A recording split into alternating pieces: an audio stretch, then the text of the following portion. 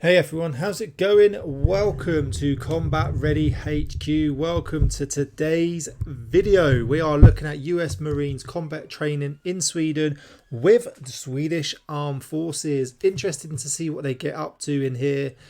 I've worked with the Americans a few times. I haven't worked with the Swedish, but I've seen a few Swedish videos now and they seem very professional and very highly competent at what they do. So this is going to be quite interesting.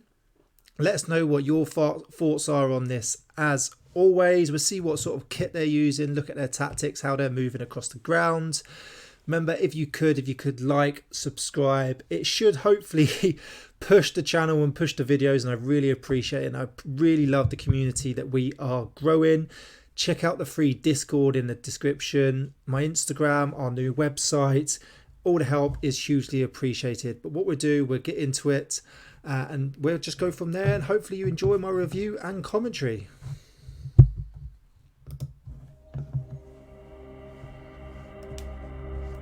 As always, got the combat ready coffee.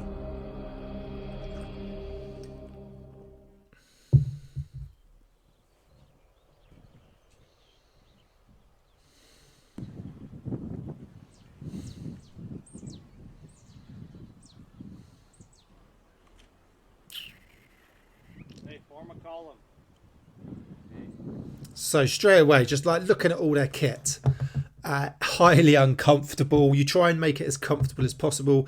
As in the previous video, you see that sort of around their helmet, it looks like they're wearing TES. Basically, it's sort of like a laser quest system. You attach it around your body and on your helmet and on your weapon. So when you fire a weapon, it fires a laser, and then you can sort of simulate casualties, KIA, etc.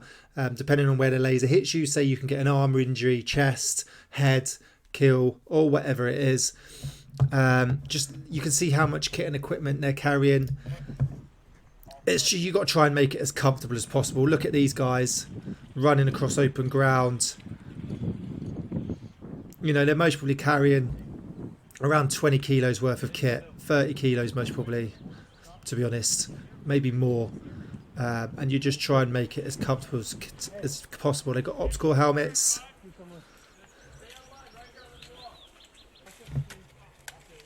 It looks like they're getting ready for an assault.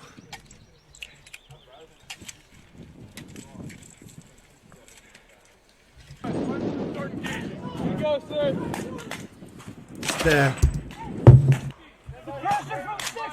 Suppression from 60! Our platoon's going to take that right side. Alright, so what we need to... So there, here you go, like on his helmet, that green bit there, it's all green.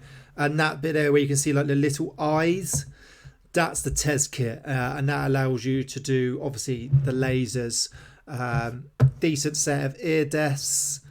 To be honest, he should be able to keep them on when talking. That's the whole point. They've got a little mic there so you can hear everything around you, so you don't have to take them off. So you can talk and speak around you. So your ears are always protected. But he's got his lifted up. He's been highly professional on his phone, as you do. Is once conditions are set, all right, and then we're going to have lovely little patch there. If anyone can get me a patch and send it to me, I'd really appreciate it. So that's what he's doing. Checking out mapping. In the reserve. Alright. I'd love a little patch. US Marine Corps patch if anyone can get me one. Got it? Yep. Left side doesn't care. I don't care where your team's at. You're going to be on the last man on the left side. Go. Your only communication are not real right now. Start pushing right. Just moving through that sort of ground in the woods is highly difficult. Obviously highly alert. Shoulder weapon up. Take my finger off the trigger. He's constantly got it on. I'd have a finger down the trigger guard, but that's how the Marines do it.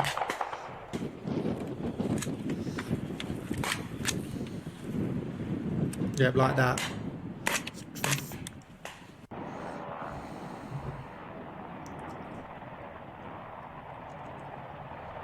Helo coming in. We have the Army version, the UH-60 Mike version. And I'm the one who leads the combat if we need to have combat on the ground. We're gonna talk about safety, and then we're gonna do some drills. Helicopter, it needs to go out Always move in the corridor. The wrong turns. Yeah. Okay. So, and that will be basically the afternoon. Okay. And if you don't mind, I'm gonna ask you to walk something that looks like this. Right. Great bit this.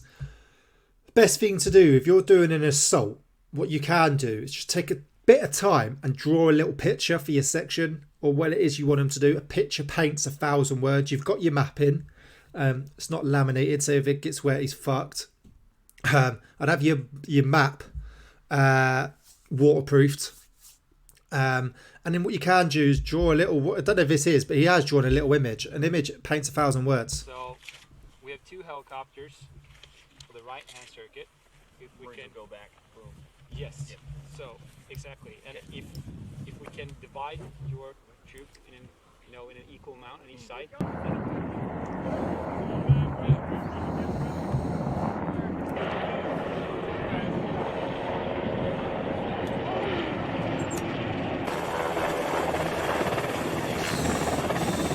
They demoing, getting on, practicing, getting off.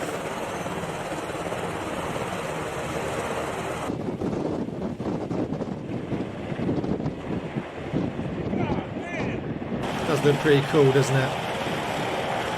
Oh, little photographer there with their camera. Everyone else is trying to lug their kit around. A down thrust is quite strong, so you need to make sure your kit is secure.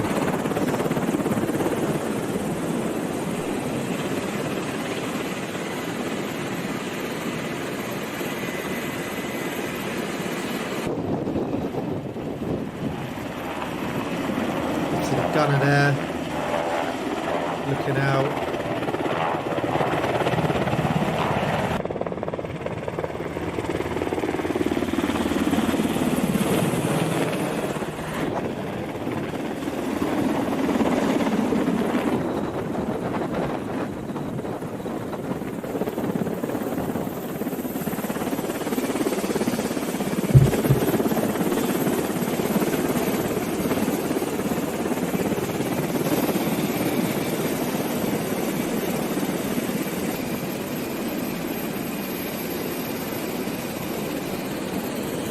Going to load up.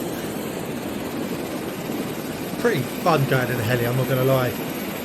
Been in a Chinook, Merlin, Lynx. All good fun, especially when you get to look out. Low level fire is the mid, really is.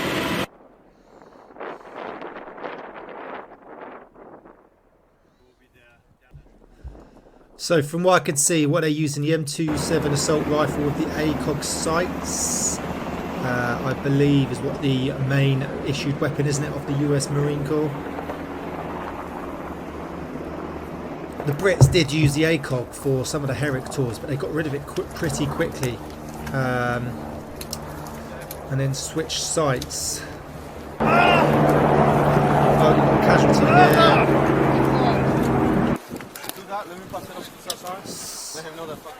March P! Oh, gonna have a good old little stretcher carry now. He pretty much just got himself on that. 1, 2, 3, up!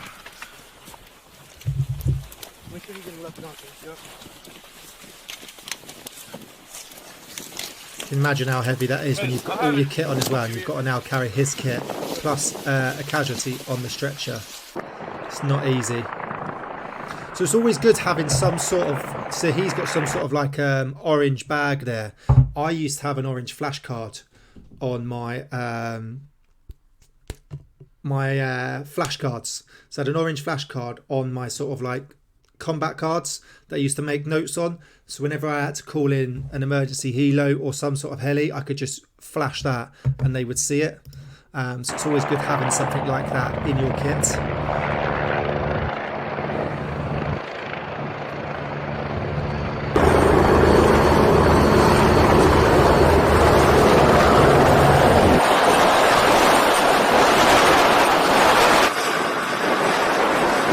Struggling, he's heavy.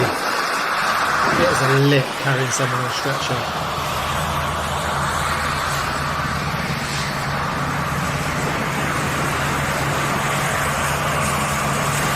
Try and doing this under contact.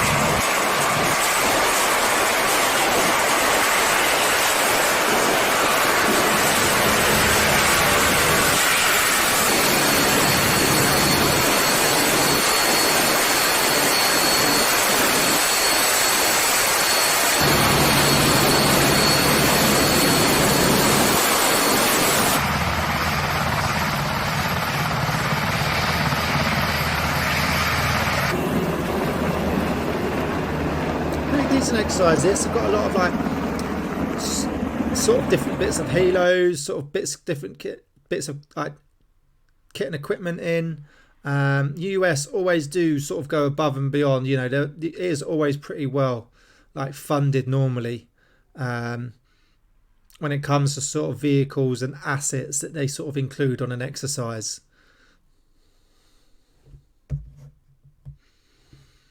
Oh, nice little shot. I'm in the back of a wagon.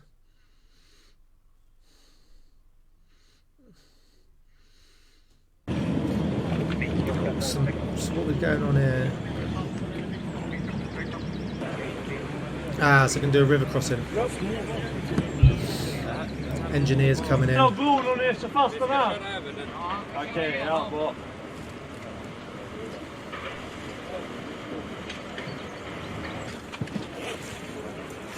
So what's this, the Swedish engineers?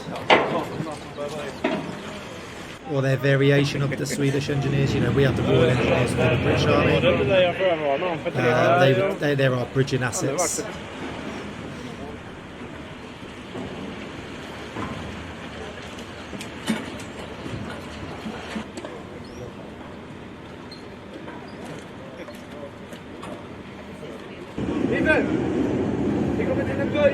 I don't know if our engineers do this with this, but doing it without weapons. Would you not have your weapon on you close? Just a question. Be interested to, you know, why they don't have their weapons. I don't know if the British engineers do. I thought they do always have their weapon attached to them. It's the American Convoy.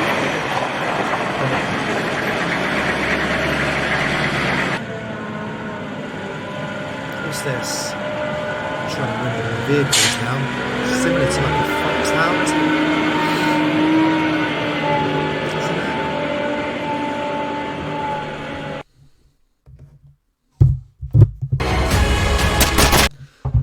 Pretty decent, yeah. It's just good to see sort of how they work, what sort of kit they use. Found it very interesting. It just seems to be short clips of a different like sort of US Marine Corps and Swedish exercise. Obviously with the US Marines in Sweden, so just sort of seeing how they work, what kit they use. Air assaults are very common nowadays. Obviously it's a quick way of sort of infiltrating and exfiltrating out of sort of certain places, so it's a good way to sort of get onto a target, drop off loads of troops. That's why sort of the airborne brigades become air assault brigades, because you haven't got to make sure everyone's parachute trained, and you can just get on the side of a heli, in you go, drop them off, and then get in and out. So yeah, very interesting. Hope you enjoyed the video. Let us know what your thoughts are, and I'll see you soon.